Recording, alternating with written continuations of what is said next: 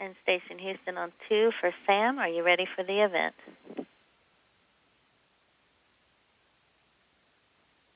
I'm ready for the event. European Space Agency, this is Mission Control Houston. Please call station for a voice check.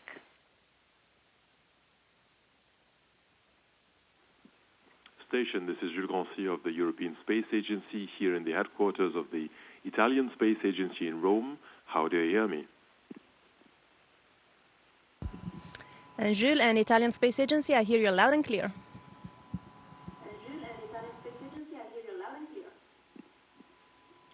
Very good. We have a good lineup of journalists here for the first press conference of the ASI Futura mission, and we go for the first question. Gianluca Cerato. What are the sensations that you like the most today on orbit? Well, a couple of things come to mind. One is the sensation of weightlessness. It's something exceptional. The idea of being able to let yourself go and just floating, or closing your eyes and looking to understand the sensations that you are getting from your brain, or the tricks that your brain is giving you. It's telling you you're moving in a direction, but in reality you're moving in another direction, so it's kind of funny. And then it's a beautiful thing, obviously, the view from the cupola of our planet. It's an exceptional spectacle. It's absolutely marvelous.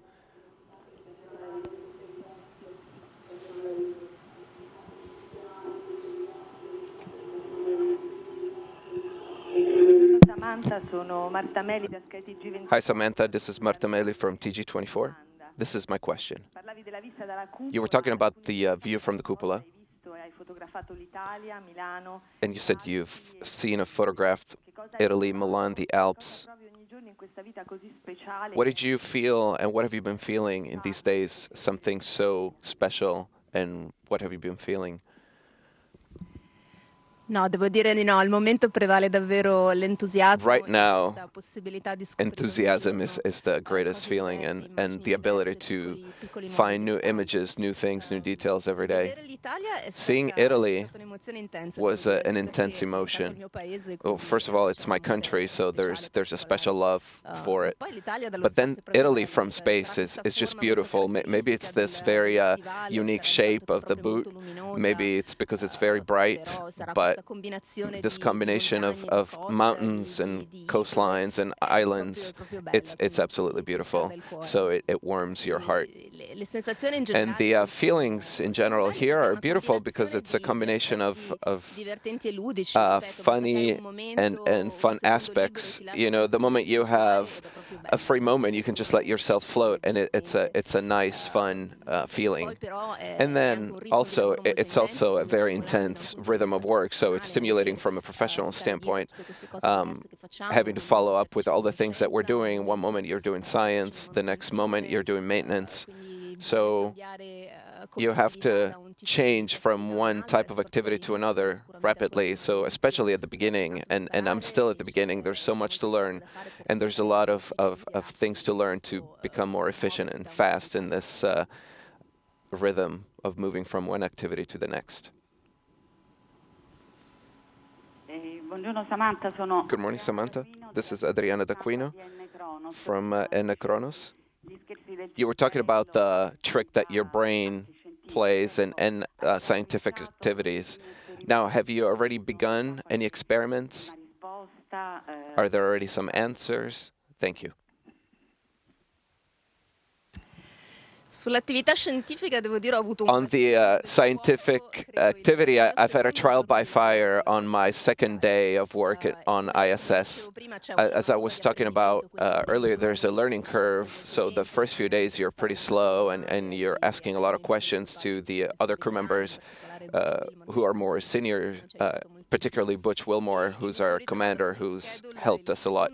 And I found on the schedule an experiment from the Italian Space Agency that is very important, very interesting on neurology and the strategies that the brain is doing to adapt to the weightlessness. And it's a pretty complex experiment because it requires to use several cameras, and it requires to do a few things over several hours, very complex. And so it was definitely a trial by fire. But obviously, ever since then, I've done many more for the Italian Space Agency, a number of ultrasound. I've done a collection of urine and saliva for another experiment from ASI. And in the past 36 hours, I just took them off, but I've had a number of temperature sensors that monitored for 36 hours my temperature for circadian rhythms for ESA and many, many others. So every day we do several experiments. Naturally, I can't talk about experiments because those need to be reduced and elaborated from the ground teams, and they'll be the ones who will publish the results of this research. And so at this point in time, I can't know what those are. Ciao Samantha. Hi Samantha, Giorgio Pacifici from TG2, right? So you were dreaming to become an astronaut ever since you were a girl. How far is everyday life on ISS from what you were dreaming about? How is it different? Well, when you're dreaming to become an astronaut as a little girl, you're talking about the more iconic scenes, so the launch or a spacewalk or things almost film-like. So obviously, everyday life on ISS has many aspects, many everyday aspects of routine, which is definitely not something that I had in mind when I was dreaming of becoming an astronaut as a little girl. But it's beautiful. It's very interesting. It's a little bit what I've mentioned before about flight. I like to observe this experience and to transform day after day into a space creature. So to become a little more able to move around through the modules, you know, flying, if you want to say it that way. But to know a little better the ISS every day, so to feel a little more at home, you know, feeling a little more fast and efficient in the everyday things and in my work. And so I really like this process.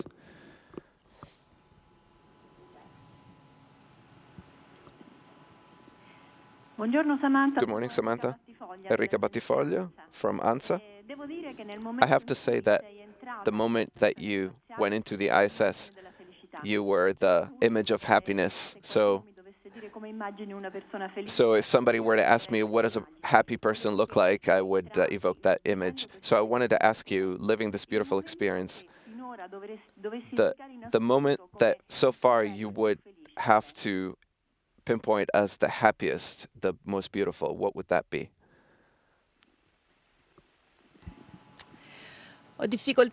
I have a hard time to pick one on that day, on that launch day, because it was a truly exceptional time. There's an intensity of feelings and images and of things that were happening so rapidly. So it was from the hours before launch through preparation, and finally when we went on the launch pad, there was a beautiful scene that I did not expect. When you were going up to the launch pad, there are some stairs. So maybe you've seen on the images, you go up some steps, and then the crew turns around to wave one last time, and then you go up on the elevator.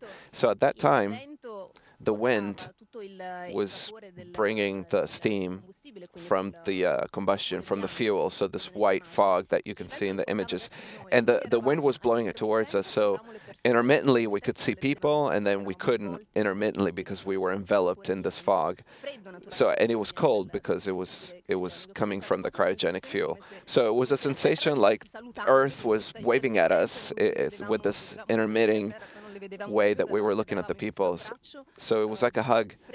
It was a cold hug, surreal. And then we turned around and we went up the ramp. And so that was the beginning of a nonstop set of emotions and the launch and the vibrations and the stages detaching and arriving to orbit, feeling weightless for the first time, feeling more free in the seat belts. The first look out, the first dawn. So because we left at night, so when we arrived on orbit, it was still dark. And so after a few minutes, there was my first dawn in space.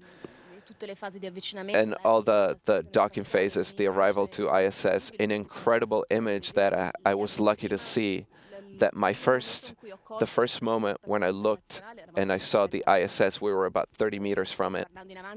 So looking forward, from my left seat, I could not see it, but when we were about 30 to 40 meters, I could see the solar panels, and I looked outside. And the first image that I had of ISS was that moment of transition, which now I've seen many times, but at the time I didn't know. But those few seconds when the sun is about to go under the horizon and the light becomes orange and the station is completely orange, and it was an incredible emotion. And then coming into the ISS and hugging the colleagues, and it was a torrent of emotion. So the idea of arriving and this phase of launch that was ending, but then this adventure that was beginning, it was undescribable.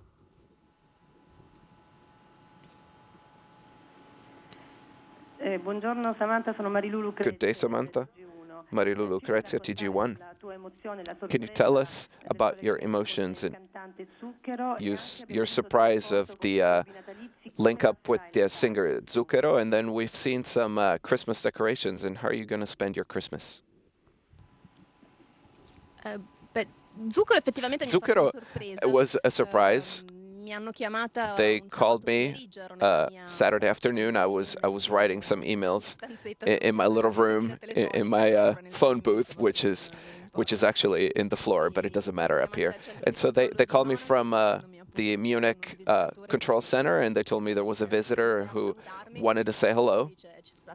And then there was this exchange that was very rapid. But he confessed to me that he suffers from vertigo, and I told him that it would go away in space, because here you never have the sensation of falling, because in space there's no falling and you have no sensation of falling.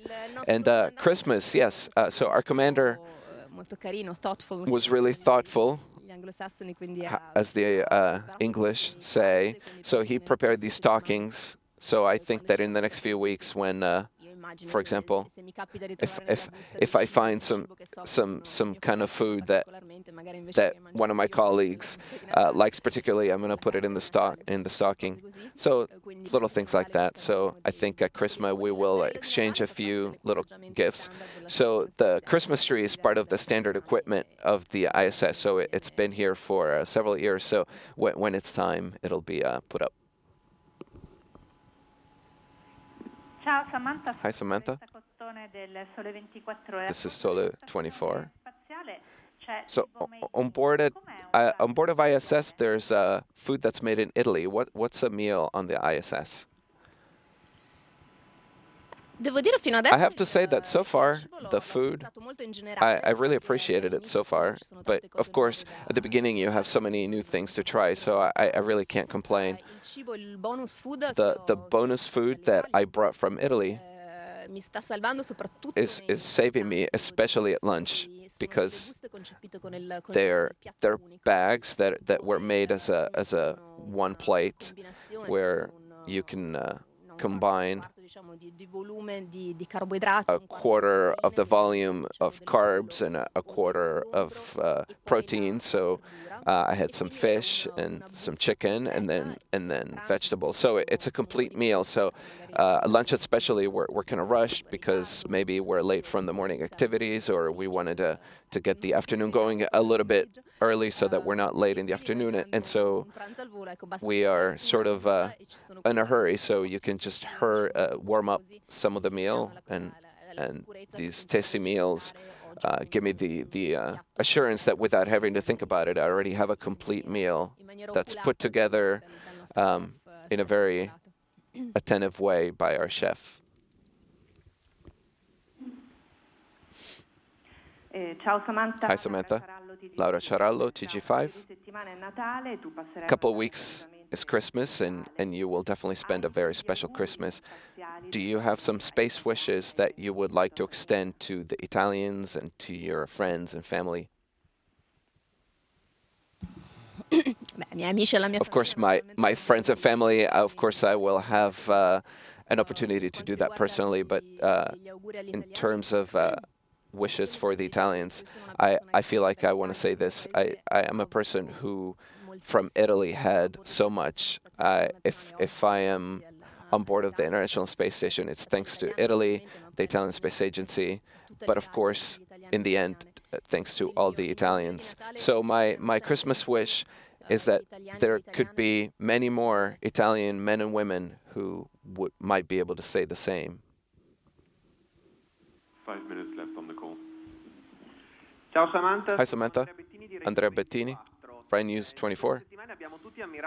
This week we all admire the beautiful photos that you posted from the ISS. I wanted to ask you if from up there, the way of looking at Earth changes. So first of all, I'm very sorry that I did not study geography better. I should have paid more attention in school. I don't know. You look at Italy. I look at Italy with great curiosity. I see all these features, all these physical features. It's like looking at an atlas, a physical atlas, not political. There are no borders. You see mountains, you see oceans, rivers, the clouds, volcanoes. You see these beautiful things. And I'm very curious in nature, I think like all astronauts. So one moment I'm admiring the beauty, which is an immediate impact. But then after that, I would like to understand, but what is this? Why is this formation this way? I have to say, I don't understand, I don't have the basics, so I would like to be able to read our planet better and understand it a little better. So for the next flight, definitely I will be studying geography a little more. But you really understand the richness and variety of shapes and colors. Every passage, you can go over the same place 1,000 times, and every time it's a different experience because the sunlight is a little different inclination. It's a planet that's living. It's continuously transforming. It's continuously moving. It's beautiful. Good day, Samantha.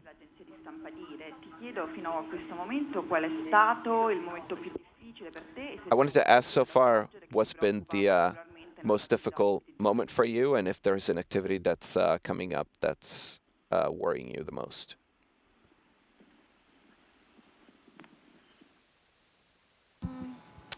The hardest moment.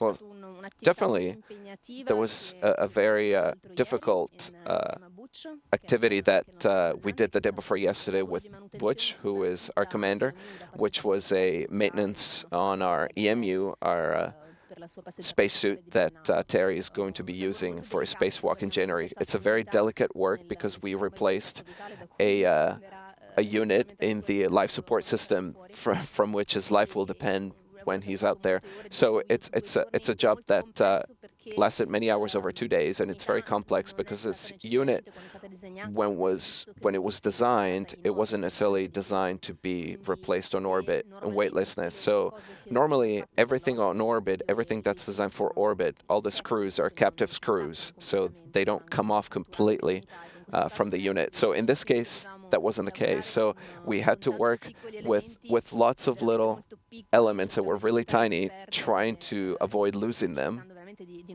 So really, without wanting to lose any, on a unit that was very, very delicate, like a space suit. So I'm very happy to be able to say that everything went well. And yesterday they did a checkout at the test, and the unit works perfectly. But surely so far, that's been the most complex and delicate activity that I've done. As far as the future goes, right now there's nothing that I'm worried about particularly, but then usually you realize that when you're doing things, how difficult they can be. Ciao Samantha. Hi Samantha, Chiara Palestrazzi, Pane Quotidiano, a program of books and culture from Rai 3. you announced that you would have brought with you some books, and I wanted to know if you actually brought them, which ones, and if you actually have the time to read them. Tempo per leggere fino adesso. Time to read right now, I have not been able to find, but I do have many books from Gianni Rodari, which I would like to be able to read, of course, especially for the kids. I have Palomar by Calvino, Pilotker of Antoine Saint-Exupéry, and I don't think I'll be able to read them in their entirety. Also because I've read them before, but someday I would like to be able to take them out and read some pages and maybe read some passages while looking at Earth from the cupola. Grazie mille, Samantha. Thank you very much, Samantha. Headquarters of the Italian Space Agency. Thank you very much, and talk to you soon. Thank you very much, and talk to you soon. Thank you all. Great talking to you. Ciao, ciao.